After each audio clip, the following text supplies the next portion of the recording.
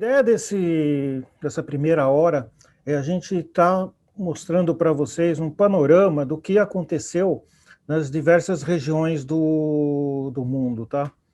Então, durante esse período aí, a gente teve uma série de trocas de experiências, né, com as outras regiões do planeta, né?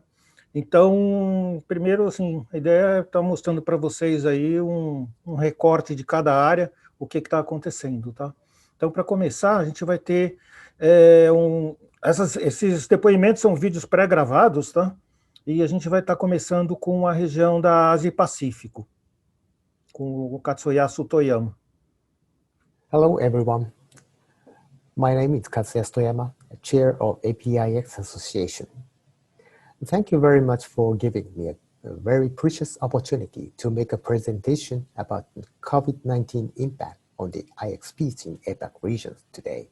Thank you very much. So I work for JPNAP as well as in the APIX Association. Okay. And I think you are very familiar with this global map. And you are here in the LAC-IX region in Brazil. And I'm in here in Japan in the APAC region. Yep. And in the APAC region, there is one Internet Exchange Association named APIX. And APIX established in 2010. And we have a 10 years history. And of course, you know that IX Federation, we are one of the founders of the IXF within LAC-IX and EuroIX. And the current APX member is described as here. 32 IXPs from 18 countries and economies. And in major Asian countries are having the internet exchanges, and they are participating APIX. And this is a list of the internet exchanges.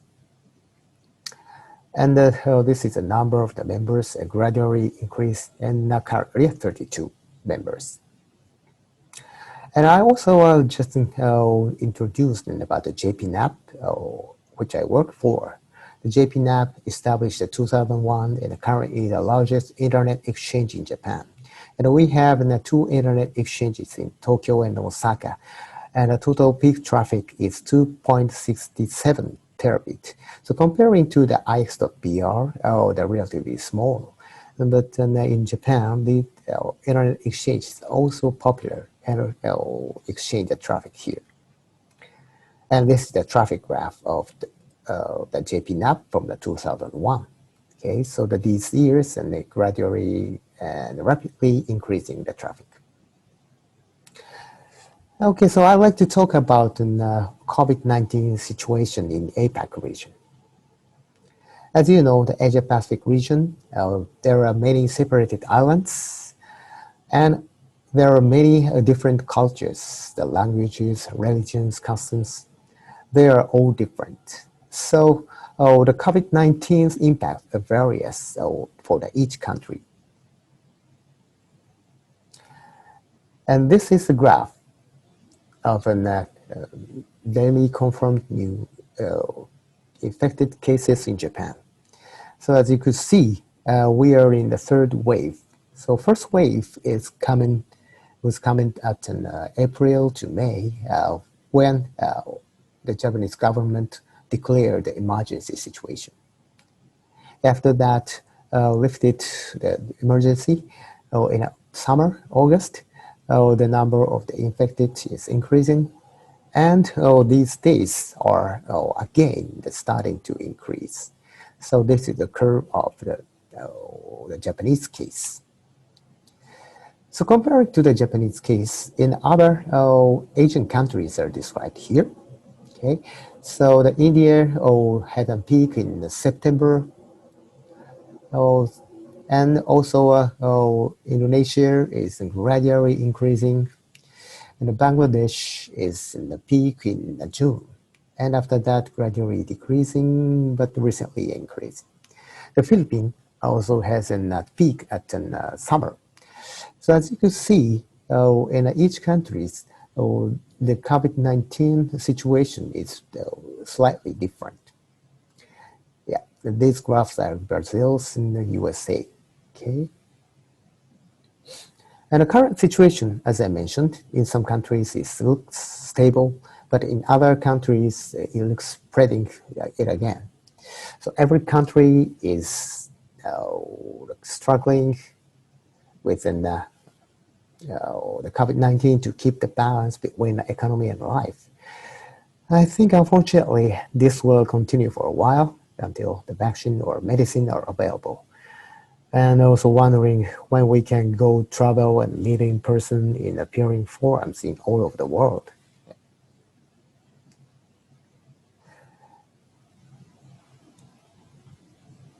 Okay, so next, I'd like to talk about a survey about the COVID-19 impacts on internet exchanges in APAC region.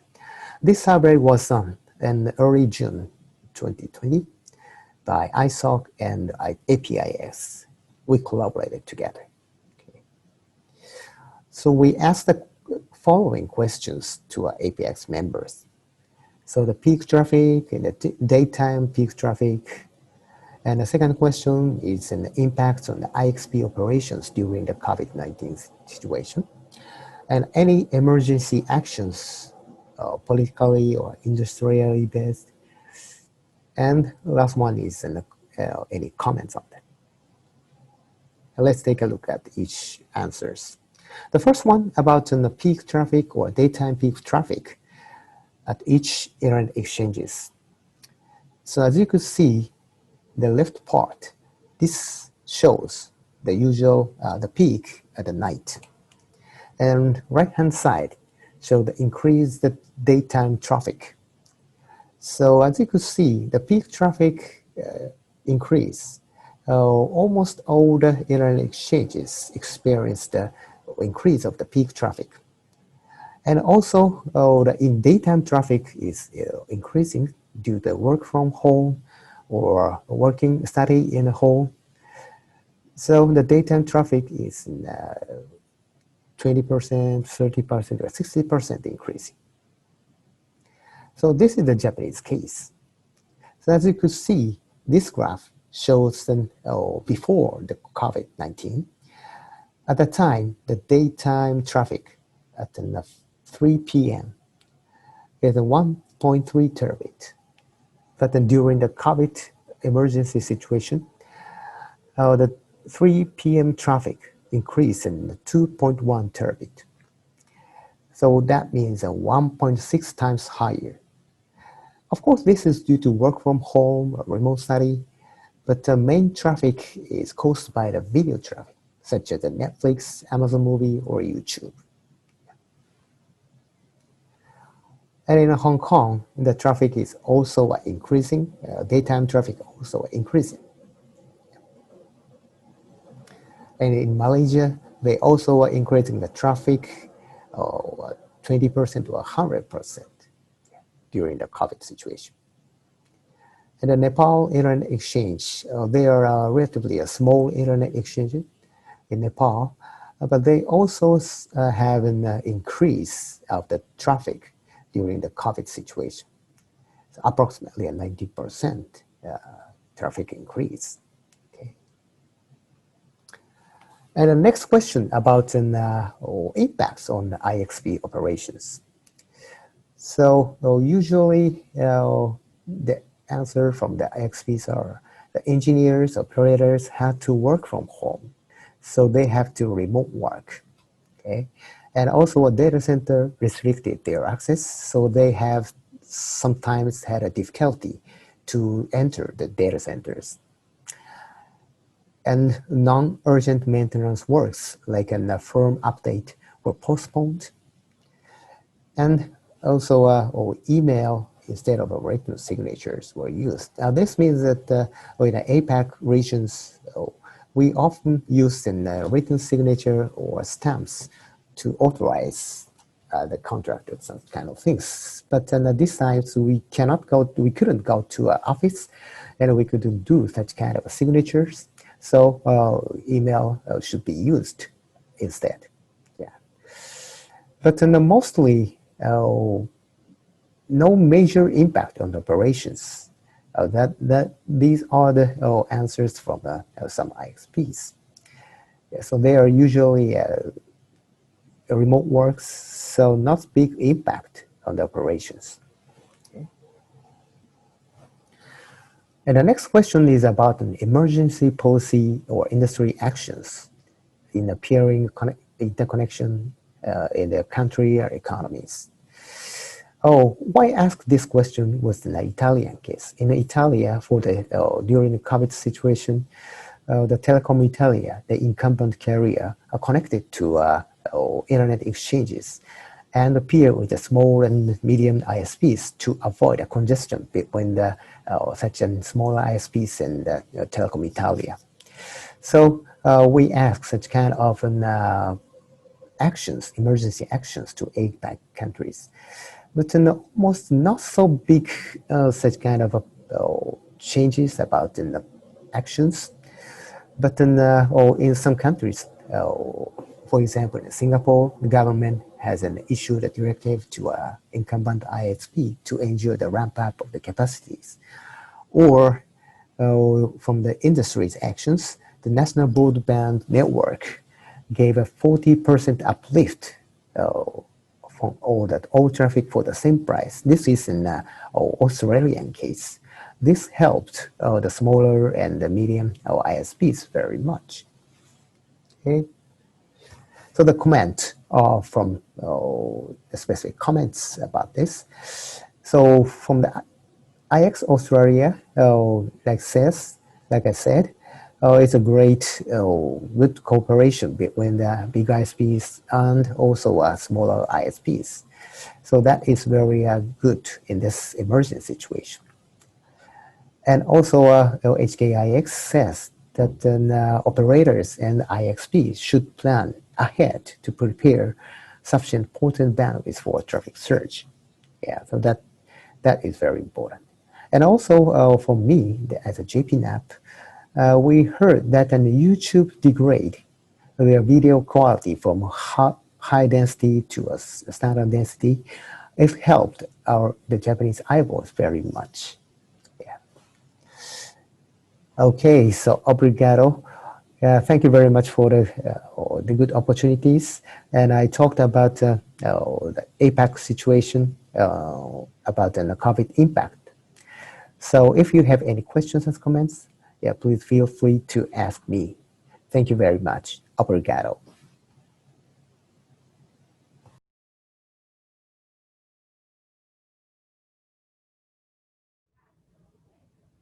Bom, o próximo vídeo que a gente vai estar vendo é um depoimento do Gabriel, do LAC-IX, Associação de Internet Exchanges aqui da América Latina, tá? Então, ele não conseguiu, assim, informações muito completas aí de todos os países, mas ele tem alguns relatos interessantes.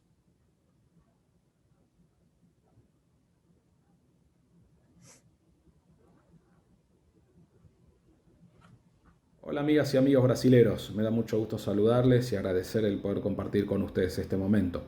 Mi nombre es Gabriel Adonaylo, soy coordinador general de LAC-IX, que es la Asociación de Operadores de Puntos de Intercambio de Tráfico de América Latina y el Caribe.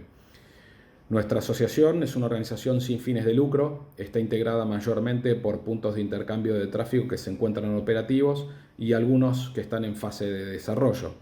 Actualmente contamos con 18 puntos de intercambio de tráfico como asociados, que representan a su vez a más de 80 sitios donde el tráfico se intercambia, 80 locaciones físicas distintas donde el tráfico es intercambiado, de un total de aproximadamente 100 puntos que existen actualmente en toda la región. Pertenecemos a su vez a una federación más grande que agrupa nuestras asociaciones pares, como la del continente europeo, Euro-IX, la del continente africano, APIX, y Asia-Pacífico, que es APIX. ¿Qué es lo que hacemos? Promovemos que el intercambio de tráfico se dé dentro de la región, motivando a que se desarrollen nuevos puntos de intercambio de tráfico y apoyando a los existentes. Organizamos el foro de peering para América Latina y el Caribe, un ecosistema en el cual conviven los puntos de intercambio de tráfico, los operadores de red, las redes de distribución de contenido y otras redes en general. Proponemos y coordinamos temáticas de interés para los IXPs y trabajamos articuladamente con otras organizaciones como Internet Society y como el LAC-IX, que nos ayudan con el despliegue de servicios, con el despliegue de nuevas herramientas, con la adopción de nuevos estándares y con talleres para nuestra comunidad.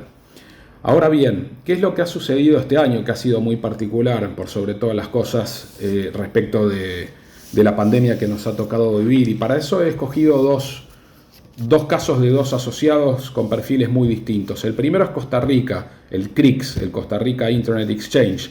Antes de la pandemia ya se encontraba en proceso la posibilidad que la empresa de telecomunicaciones local incumbente se conectara al punto de intercambio de tráfico.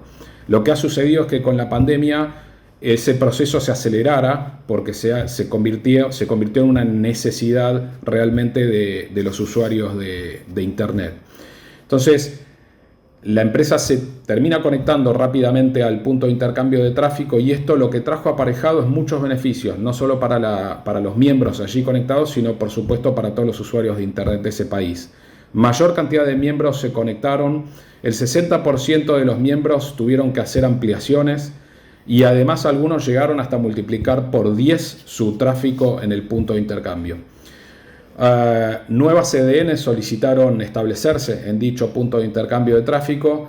El tráfico agregado creció en el orden del 400% y eso trajo aparejado la necesidad de tener que realizar ampliaciones en términos de infraestructura, ya sea de switches como nuevos routers de core.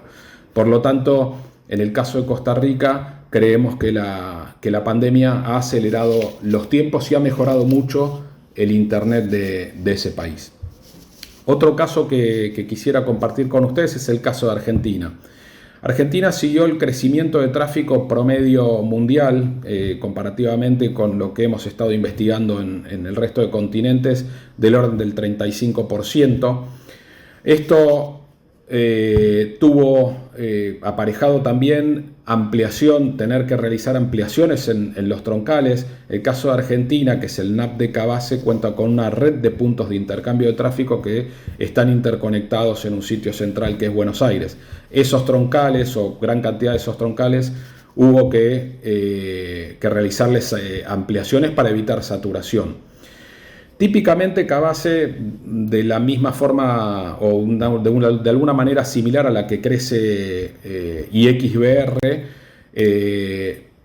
tiene aperturas de entre 1 y 2 puntos de intercambio de tráficos nuevos por año. Este año eso ha sido imposible, sin embargo se aprovechó al tiempo para concientizar a los potenciales sitios donde se puede abrir nuevos puntos de intercambio de tráfico y de alguna manera dejarlos listos sí para el siguiente año, para cuando la pandemia llegue a su fin y se pueda reanudar este tipo de actividades. Un hecho que sí tuvo cierta afectación tiene relación con alguna red de distribución de contenido, porque a mayor demanda de tráfico se requería mayor capacidad en los servidores y por lo tanto era necesario hacer ampliaciones y esos equipos no tuvieron la posibilidad de ser recibidos a tiempo por limitaciones en lo que hace a la logística. A medida que se fueron realizando las aperturas o saliendo del lockdown, el tráfico se ha ido reacomodando y de ese 35% de tráfico de crecimiento que se tuvo inicialmente, se estima que bajó un 5% y que se estabilizó en esos niveles. Pero sí, todo, tanto en Costa Rica como en Argentina, como en el resto de la región, ha representado un desafío, la pandemia, un crecimiento a su vez, y ha demostrado que los puntos de intercambio de tráfico cuentan mayormente con la infraestructura necesaria para afrontar este tipo de situaciones. Consideramos entonces que se trata de infraestructuras resilientes y que hacen realmente al fortalecimiento de la red de Internet en América Latina y en el mundo en general. Desde ya agradecerles nuevamente permitirme participar y a disposición para cualquier consulta que deseen formular. Nuevamente, Gabriel Adonaylo, coordinador general de LAC-IX, la Asociación de Puntos de Intercambio de Tráfico de América Latina y Caribe.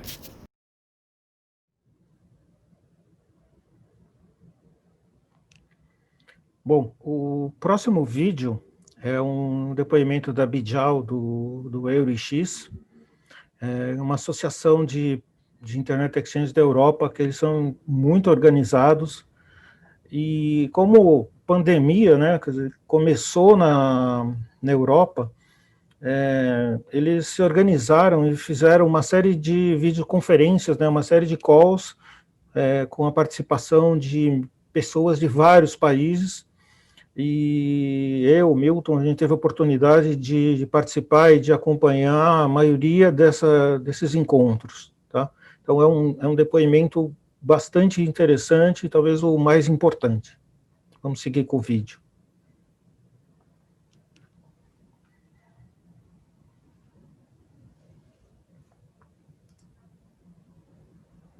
Hello, I am Bijal Sanghani of IX, and today I'm going to talk to you about COVID-19 and the impact to IXPs. We first started to hear about the virus back in January of 2020, and at that time we really had no idea of what was coming. By February, we started to hear about more and more infections around the world. And by March, we started to hear of countries going into lockdowns and putting extreme measures in place. IX held its first COVID-related call in March, and since then we had 10 calls. We thought it was critical for the community to stay connected at this time and continue to share their experiences of what was going on. In March, during the first call, we heard from the Italian IXPs, MIX, NAMIX, and TOPIX, who by this time were already in 3 weeks of lockdown. They very openly and kindly shared their experience in what they had to do to quickly overcome any issues and challenges that they had so that they were able to continue serving their members and customers. The key takeaways at the start of the pandemic were that IXP started to very early on work with their members and upgrade port capacity where needed and offer additional services. So, for example, like remote hands, where serious restrictions were in place and not everybody could have access to data centers, IXPs were able to provide support to their networks and in this manner. It also became very apparent that having a relationship with the government was important because they were, issuing passes which allowed people to leave their houses to be able to go and do the critical work that they needed to. So, many IXPs following the initial calls made contact with their governments. So when lockdowns were enforced in their countries, they were able to gain the access that they needed. And also, not just for themselves, but to help others as well. By the end of March, we saw more and more countries going into lockdown and people were working from home. I'd say around 90% of the IXPs that we spoke to during that time were actually already working from home. The nice thing that happened over this time is that we saw local communities and NOGs come together for support. The Italian NOG did a fantastic job bringing almost 500 people together during their first call. The UK NOF in the UK put together a spreadsheet with engineers' numbers and contact details of local engineers that could provide support if they needed to. The IXP's traffic increased approximately by 30 to 50% in March. And the key thing that we saw was that the day and evening traffic balanced out. And this is potentially due to high bandwidth usage during the day. At this time when restrictions were in place, children and students were doing homeschooling, accessing videos, conference calls, and those that couldn't maybe work were maybe going to play games and watch Netflix. Other discussions that we had during these calls were related to data center access, where some IXPs could not access the data center, but also the restrictions that data centers had put in place and checks that they'd had to put in place to ensure that everyone who entered the data center stayed safe. Another discussion was about cable cuts and what would happen if there was a cable cut. What would be the time for repair? How long what kind of problems could that cause? Something else that we discussed over here in Europe was deliveries, which might seem something quite trivial, but many of the IXPs in Europe are actually run by universities or in other locations where there isn't necessarily somebody present 24/7. And especially during a lockdown and restrictions when all these institutes were closed, deliveries coming in for the IXP were being redirected and sometimes redirected back to the supplier, which also caused problems because some of the deliveries were for critical infrastructure. Something else that we discussed was cross-connect prices. And, due to the high bandwidth, not everyone had planned for such a high increase in traffic and planned for the costs that was going to potentially come with that. So I know that many data centers had offers in place to reduce these prices for a certain period of time so that networks didn't have to suffer the congestion or any other issues that they may have had. So it was also nice to see the data centers coming together and helping out where they could. And then there was a cable cut in South Africa and an earthquake in Croatia. So I'm pleased to report that neither of those had any major impact to the local internet infrastructure. Everything was being rerouted, and while service may have been slow for a short period of time, it didn't take as long as we thought for things to go back to normal. The big news in early April was that Telecom Italia for the first time joined the 3 Italian IXs. This was huge because there was a big, for a long time, the Italian IXs had been working to get Telecom Italia to join their IXs and had failed. So it was nice to see Telecom Italia recognize that it was important for them to be part of the internet exchanges during this time to improve the internet usage for the end user. 95% of IXPs were working from home and community events started happening virtually, and they still are, unfortunately. IXPs in April started to see strange traffic patterns, and many of them started to see traffic dropping back to not quite pre-COVID, but dropping slightly from where they had reached a peak in March. During the early days where non-essential work items were put on hold, this isn't sustainable, especially when the internet traffic is growing. IXs needed to get back to work, and by May, it was business in this new normal. So it was figuring out how they were going to do upgrades, how they were going to go to the data center, and tackling challenges on a more operational level now. Discussions in May and June were focused around keeping connected with colleagues and teams while working from home. The coronavirus has impacted lots of people in different ways. Also, working conditions when you're working from home. Not everyone has the right working condition to be able to work. So it was really important for everyone really to come together and support people where it was needed. In August, September time, IXs started to think about strategy and budgets for the next year. How do you plan for the future when the future is so uncertain? And still to some degree is.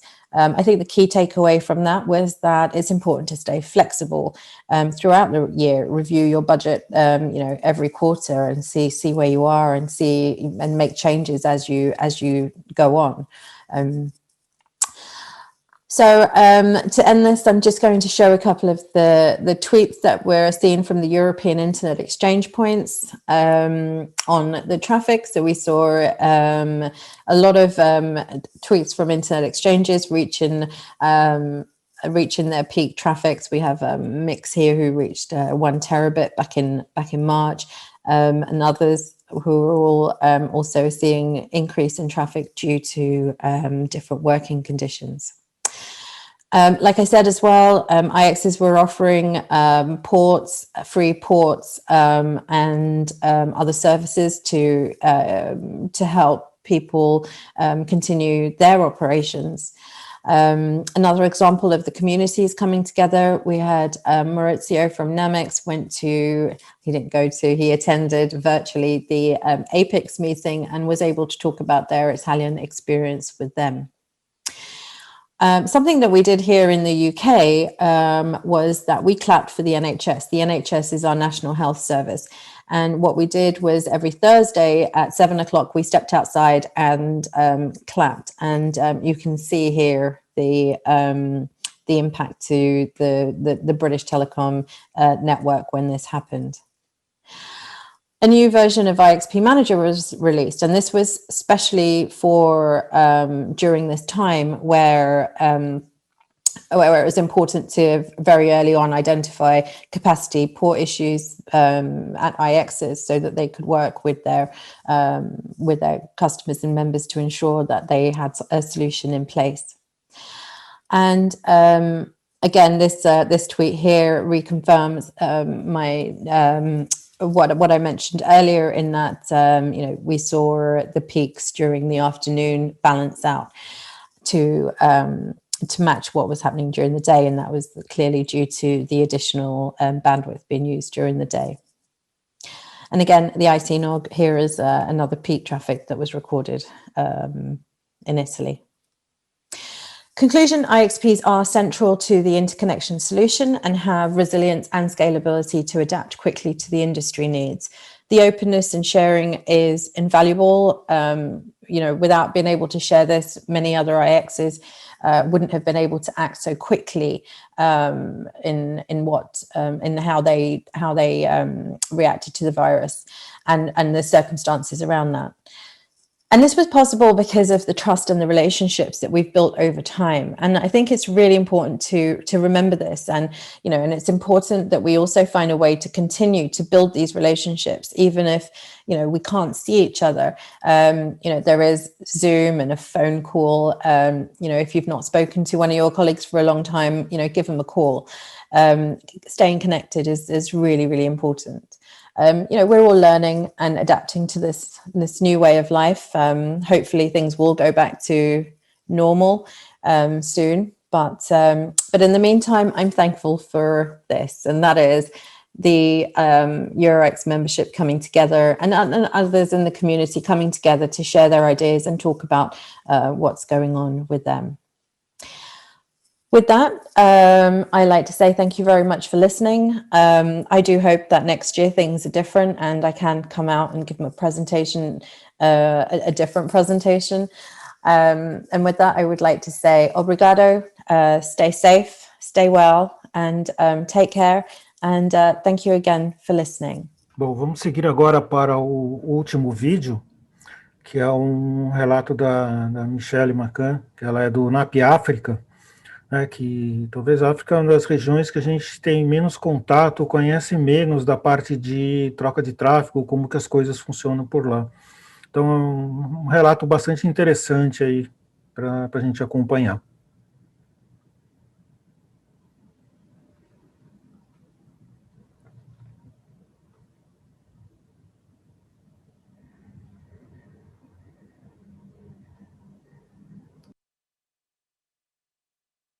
Hi everyone, it's Michele here from South Africa. I look after the NAPAfrica Internet Exchange Point, and we're here to give you a bit of an update on what's happening in Africa and particularly around NAPAfrica.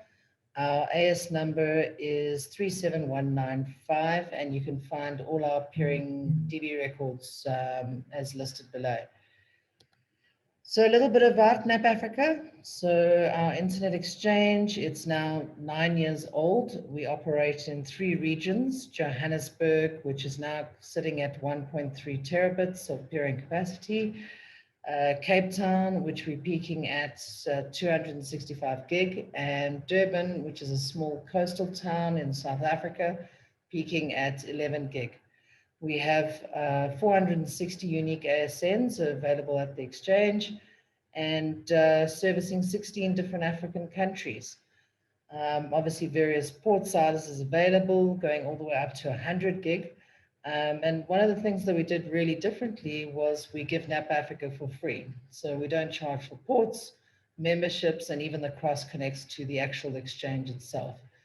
The reason why we've done this is if you have a look at Africa sort of 5 to 8 years ago, is there was no content sitting here on our region.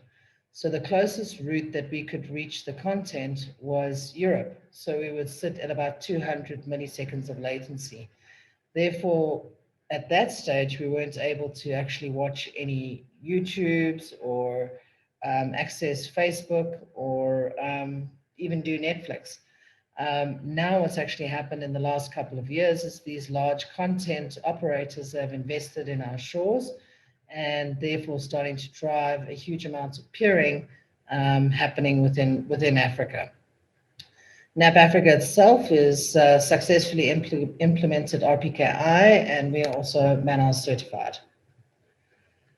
So I suppose the exciting thing is what's happened in 2020. So COVID has been an impact on all of us, particularly in Africa. We've seen a huge amount of growth happening on the exchanges, a little bit more than in some other regions. So currently we're sitting at about a 50% growth.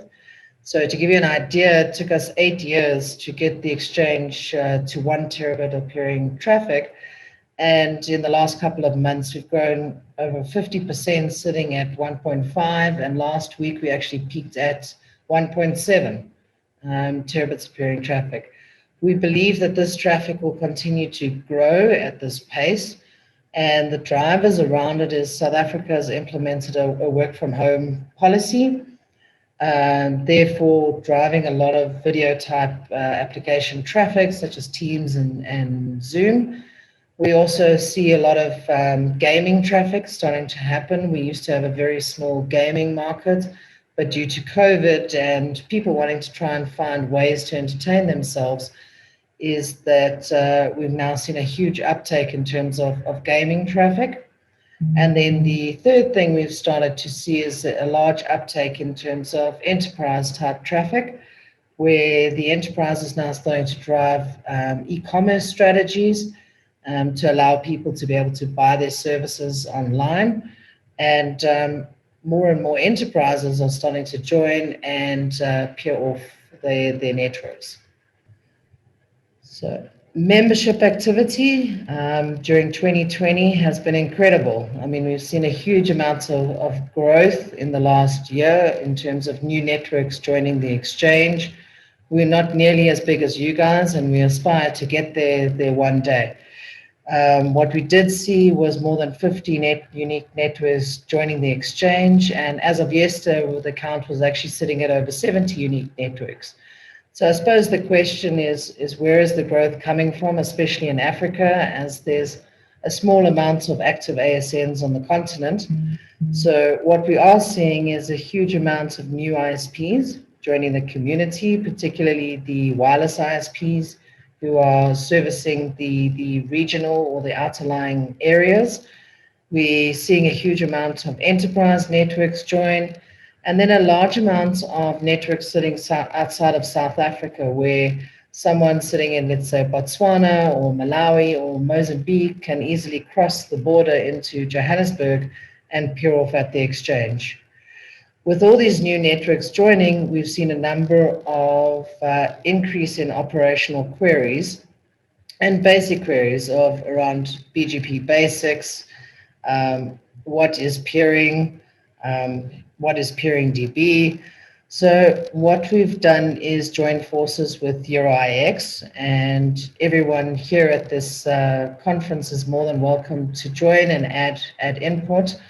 But IX together, and you're more than welcome to email Bijal, email Bijal at IX, and please add any input you have or ideas you have. But we're very keen to launch what's called the Peering Toolbox, which is a website where any new networks who are wanting to know anything and everything there is to do about peering can easily log on and get access to all this information. What's new at the exchange from a NAPAfrica perspective is we have become a Microsoft Azure peering partner. And essentially all the Microsoft Azure peering service is where your members can directly peer with what Microsoft call maps and receive a service assured route to be able to reach key applications such as O365. They also are able to access telemetry data around these services. And what we found is a lot of enterprises are very keen on doing this type of peering, primarily because they are very interested to get access to that telemetry data. Tech days. So this has been a huge change for us during COVID specifically, is we previously used to host this as a physical event where our members would physically be able to go to a location and meet with some industry experts who will be able to tell them what's happening and learn around how to develop their networks further. So obviously with COVID, we had to move this into an online event, which has been fantastic for us. Now we are able to reach multiple countries, whereas before as a physical event, we were stuck to one geography. So everyone is more than welcome to dial into any of our tech days. You can follow us on social media. We advertise them there, and it's free of charge to anyone who joins. And of course, the big movement in Africa has been the cloud. So in the last 2 years, the large hyperscale cloud operators have deployed their regions in Africa. These are the first regions to go live in Africa and in South Africa. So AWS and Microsoft have gone live, which thank goodness has been great timing, especially just before the pandemic, because it's helped a lot of people be able to quickly and easily migrate their environments into the cloud.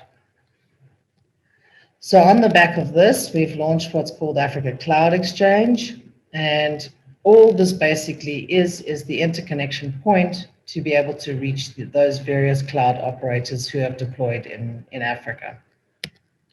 Where are those interconnection points located? They are located in our Johannesburg campus, as well as our Cape Town campus in South Africa. So how does the cloud exchange actually work? So in its simplest form, it is purely just a layer 2 switching fabric between anyone sitting in the data center directly to those various cloud operators. We've kept it a really simple from a layer 2 perspective, and found that a number of customers enjoyed this, specifically in order to be able to white label their own networks to anyone sitting outside of the data center, as well as from a security point of view. The other thing to it is we've kept it really low cost. We only charge it similarly to a cross connect, which is less than $50. And no limitations on capacity from our perspective.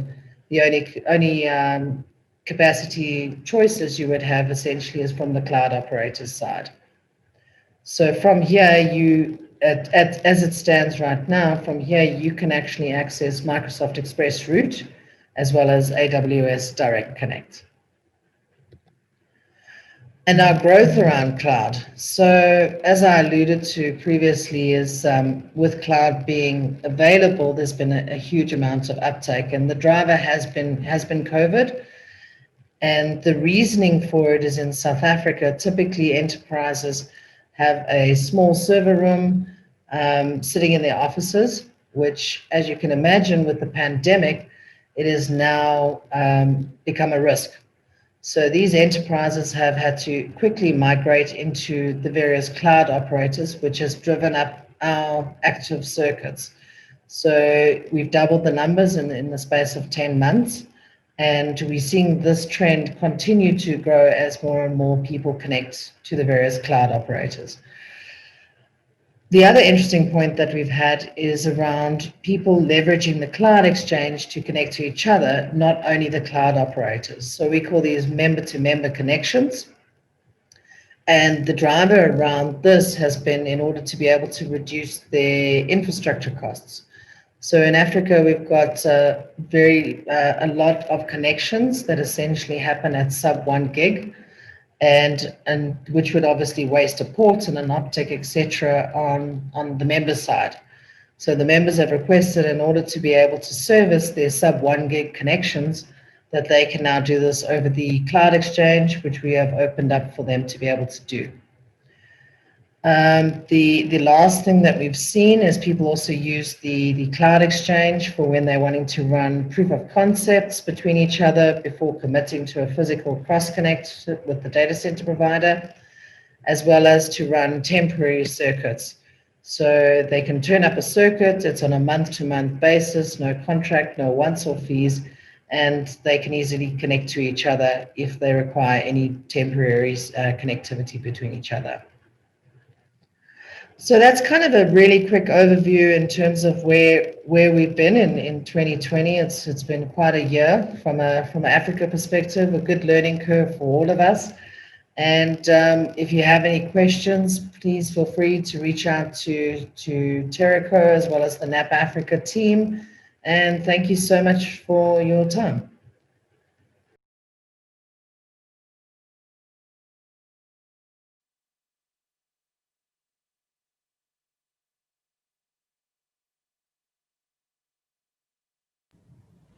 Desculpa. Espero que vocês tenham gostado desses depoimentos. Queria deixar registrado aqui meus agradecimentos aí para o Katsuyasu, para o Gabriel, para a Bijal e para a Michele, por ter atendido a nossa solicitação muito rapidamente aí, com muito carinho, tá? Então, agora eu tenho uma rápida apresentação aqui para falar algumas coisas sobre o Brasil.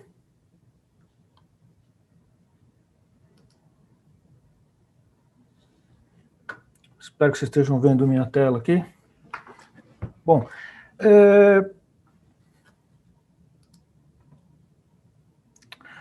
a minha ideia aqui não é ficar repetindo e revendo assim, uma série de fatos e dados aí que foram extensivamente divulgados esse ano, né? Em diversas reportagens, lives e eventos, tá? Então, assim, procurei fazer um resumo bem rápido e levantar alguns pequenos dados ainda que não tinham sido vistos, tá? Então, essa imagem mostra o PTT de São Paulo, né, que é o mais importante que a gente tem e que, vamos dizer assim, representa aí entre 70% e 80% do nosso tráfego agregado, e é onde, vamos dizer, as atenções estão voltadas, tá?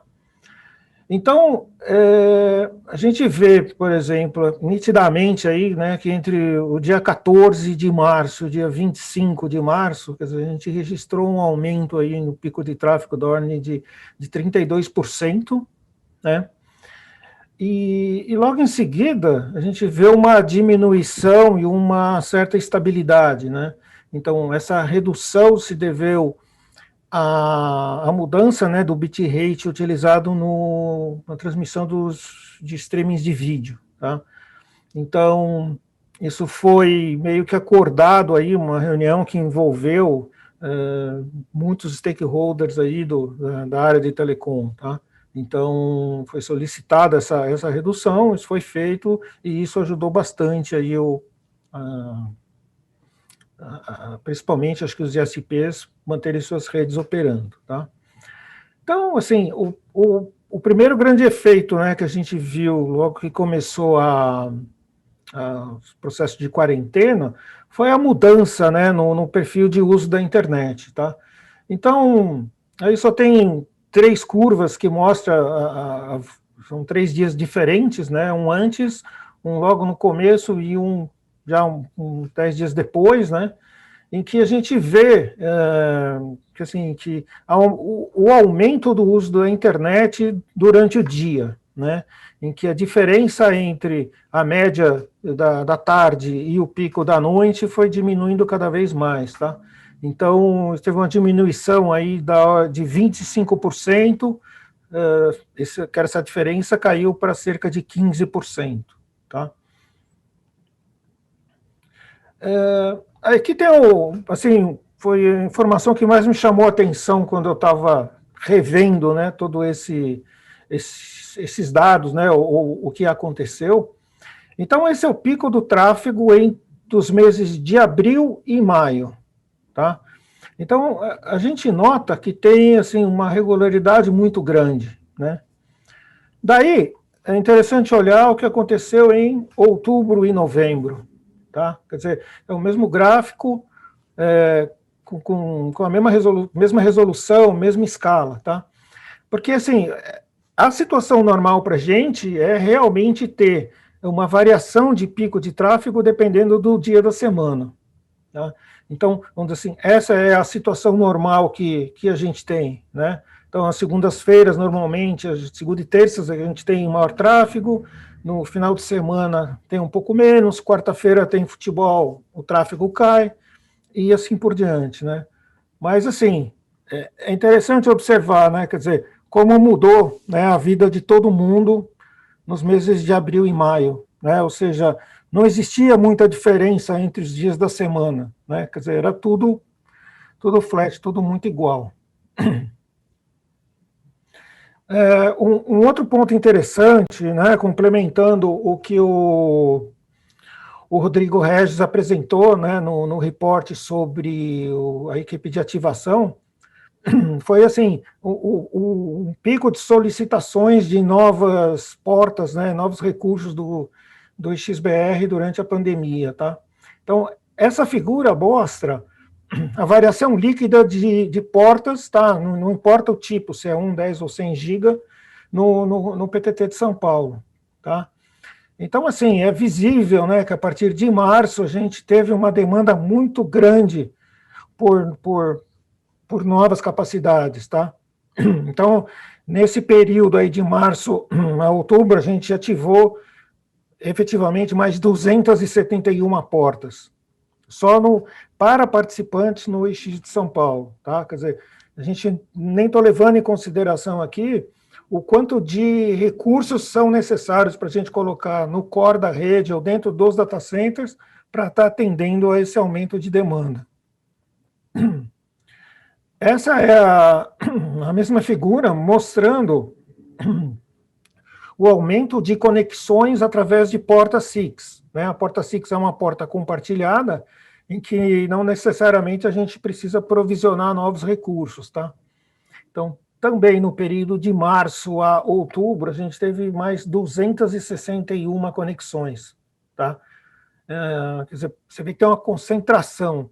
Então, tudo isso mostra o quê? Que ao começar a pandemia, a internet se mostrou cada vez mais essencial, né? Então, a busca por conectividade aumentou muito. Esse é um gráfico também que mostra a capacidade instalada, né? Ou seja, aquele número que eu falo sempre no repórter de engenharia, que é o quanto tem instalado de capacidade se todo mundo usasse ao mesmo tempo, né? As portas dos participantes do IX.br. Então, assim, é visível que a gente tinha uma inclinação basicamente constante aí até fevereiro, né? E aí, de fevereiro em diante, a inclinação da reta e o crescimento é bem visível, tá? E assim, é uma demanda que ela permanece contínua, tá? Aqui, quis só destacar um pouco algumas informações de algumas localidades, né, em que entre março e novembro desse ano também tiveram crescimentos significativos, tá? Então, esses 6 gráficos mostram aí 6 cidades, né, que tiveram um crescimento expressivo do ponto de vista percentual, né, com um destaque para Fortaleza, né, que está tendo um crescimento significativo aí já faz algum tempo, e esse em termos de volume de tráfego, tá? Então, assim, chamou bastante atenção para mim, por exemplo, Florianópolis, Brasília, Recife, Salvador tem a influência aí do OpenCDN, tá? Bom, só assim, para finalizar, queria colocar, tecer alguns comentários, né? Quer dizer, primeiro que, efetivamente, quer dizer, quando começou essa pandemia da Covid-19, a internet se mostrou, né? Quer dizer, a gente já considerava ela essencial, mas ela acabou ficando ainda mais, né? E o que eu vejo, assim, é que no isolamento social as pessoas não ficaram isoladas, graças à internet, né? Então, ela passou a ser um elemento fundamental.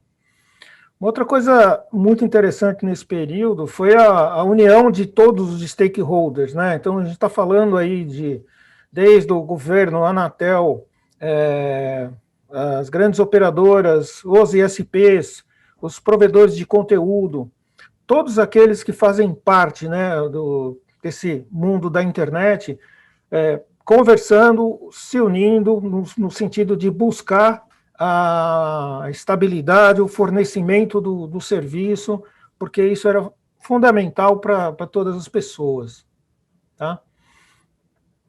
Uma outra coisa interessante nesse período foi em relação à parte de suprimentos, né? Isso ainda, até vou tentar estudar um pouco mais, né? Quer dizer, no início da pandemia, logo nos primeiros dias aí que começou o lockdown, a gente fez algumas compras, compramos alguns insumos e não notamos, assim, muita dificuldade. Posteriormente, né, depois de 2 ou 3 meses, aí problemas começaram a aparecer, tá?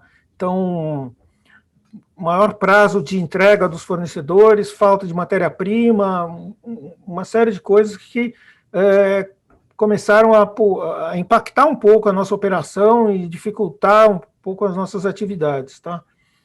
E aí isso pode ser também em função da China, né? Quer dizer, porque a China é o maior fornecedor mundial de insumos, e, por outro lado, também é um grande mercado consumidor, né? Então, talvez quando a economia chinesa, a China voltou ao normal, ela começou a demandar muito recurso.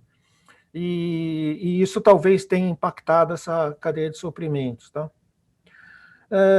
E uma outra coisa assim, a destacar, quer dizer, a gente sabe que teve uma série de ações aí de empresas, né, em termos de isenção de pagamentos ou postergar pagamentos, tá? Então, assim, a ação que o NIC.br tomou foi isentar portas, né, o pagamento de portas no XBR de São Paulo e Rio de Janeiro, nos meses de março a junho, para todas as solicitações de aumento de capacidade de conexões já existentes, tá? Então, é uma forma que a gente achou para, vamos dizer assim, colaborado nesse momento de dificuldade, tá? E assim,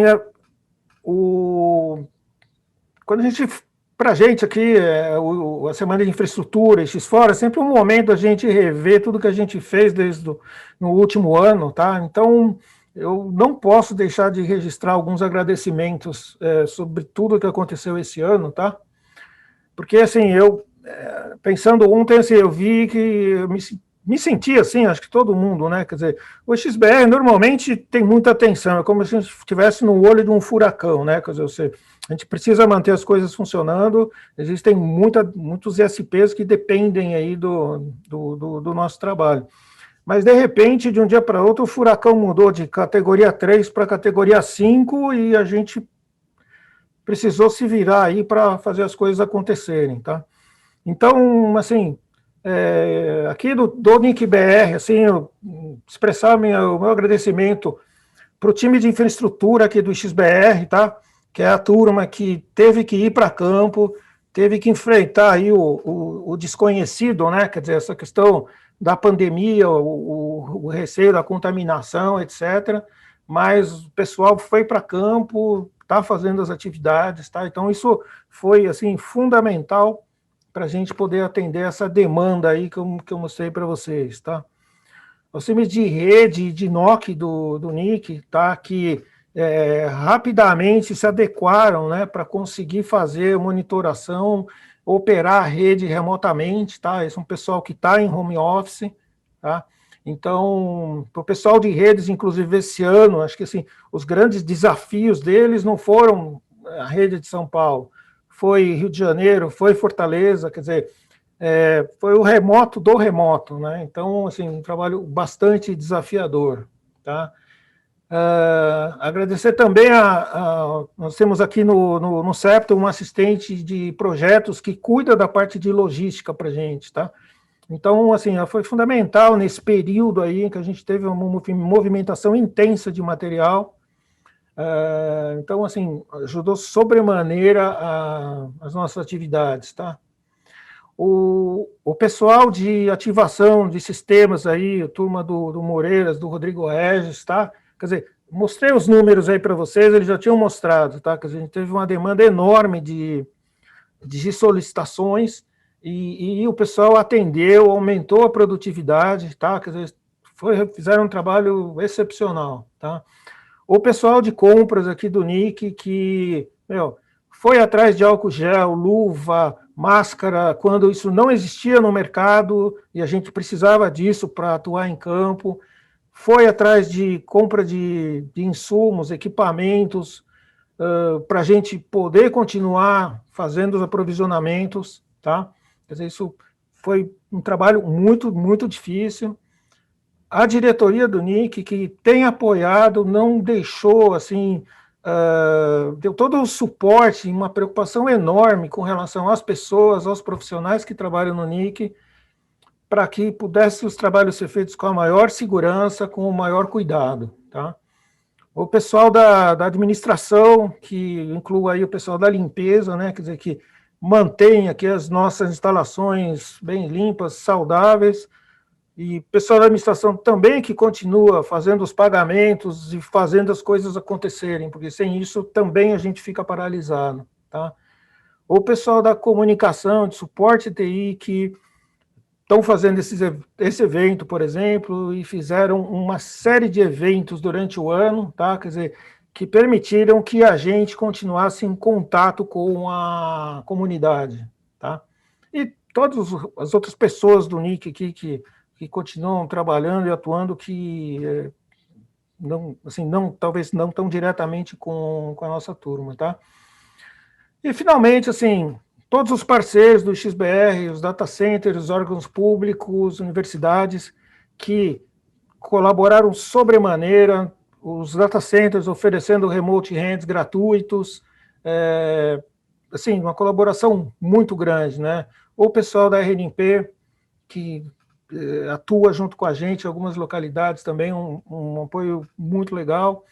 Os fornecedores, né, que tiveram que nos ajudar a atender em algumas demandas urgentes aí que a gente teve, e finalmente os participantes aí que colaboraram no sentido de ter paciência, entender o que a gente estava passando, os principais provedores de conteúdo que também tiveram um relacionamento muito forte com a gente, no sentido de a gente ter capacidade e ter toda a demanda, conteúdo de tráfego necessário que os participantes demandam, tá? Então, assim, essa aqui queria deixar esse depoimento aí, porque realmente não foi um ano fácil, hoje a gente está numa situação talvez muito mais tranquila do que a gente estava em março e abril, né? Então, a gente vê o trabalho realizado, mas teve muito esforço, teve muito receio, né? Aqui no X a gente tem vários pais frescos, né? Quer dizer, que ganharam bebês recentemente. Então, eu encaro essa situação desse ano como ser pai pela primeira vez, tá? Quer dizer, é tudo novo, é tudo misterioso, tá? Então, é isso aí.